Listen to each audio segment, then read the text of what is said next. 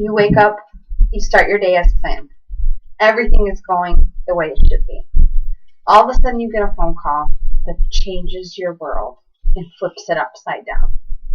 Your heart starts to race, your palms become clammy, your mind starts racing. You're asking yourself, what's happening to me? The answer is stress. This is the way that your body's reaction to the information that you just were given.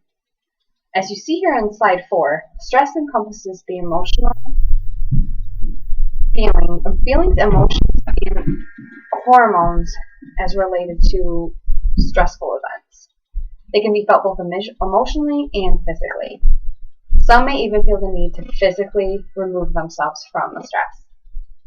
These situations can be temporary or they can last over a long duration of time. That's why it's extremely important to get to the root of the cause of the stress and handle it efficiently.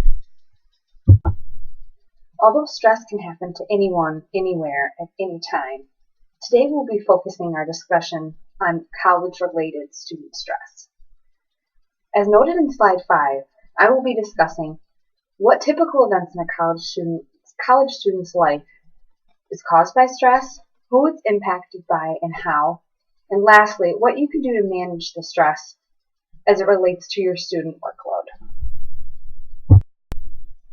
As a fellow college student that returned to school after many years of procrastination, I still get that nagging feeling each time I begin a new class or start a new seminar. That nagging feeling is stress, and it's associated to your body's reaction to the unknown, which couldn't be more relevant to a college student, more or less an online college student.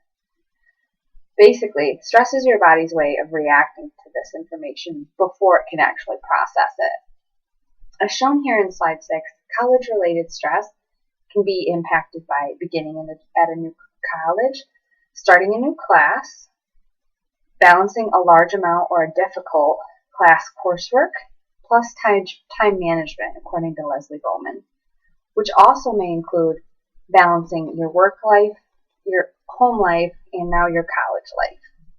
All these elements can cause a wide range of emotions, including fear, anger, frustration, apprehension, and even anxiety. Stress can also pop up if you don't feel comfortable in the class you're in or you're not engaging with the material right away, even if you're struggling to pass this class, which can cause insecurity and doubt, which also impacts your future attitude towards college in general. Recognizing the cause of these emotions is the first step in correcting them so it doesn't stall your progress, college-related progress in the future. Many times, the technology you rely on to conduct your college coursework fails for reasons outside of your control. As shown here in slide 7, these include computer malfunctions, spotty internet or loss of internet completely, the lack of knowledge around certain computer software programs, or the inability to use programs in general, such as when Blackboard's down. The best way to prepare for these type of instances is to manage your time accordingly and prioritize your work in the order it is due. Many times these issues cannot be resolved immediately or in the near future, so it's best to step away from the computer when they do happen and gather your thoughts. Taking a break will allow you to think clearly about viable options and solutions before stress may kick in. As you can see from the image on slide 8, college is expensive. Many of us leave college not only with a degree, but with a heap load of student debt. However, there are many of us who have been able to save and pay off the debt as they go. I do envy those people.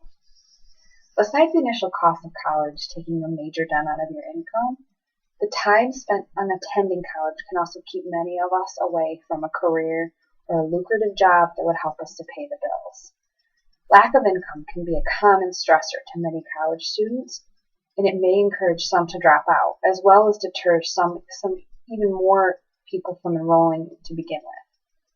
When financial stress triggers, just remember, college is temporary, and remind yourself why you enrolled in the first place. Not only is college overwhelming on its own, but throw in a busy lifestyle and you have the perfect recipe for stress.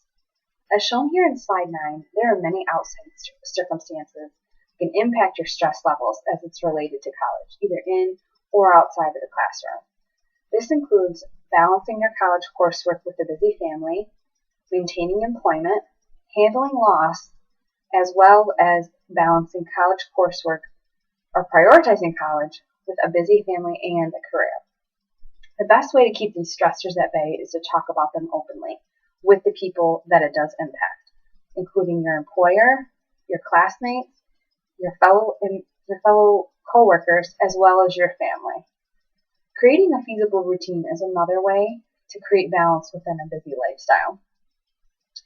Then you may be able to get some clarity on what needs more importance, as well as what can be handled and put off for later. In summary, throughout the previous slides, I have explained what stress is, how college-related stress is caused, who it affects, and how it impacts your quality of life, as well as shown here in slide 10, how to manage and prevent stress. Remember, stress is caused by a temporary event through a temporary cause, which is college. There will be an end, and you will be better off for the experience.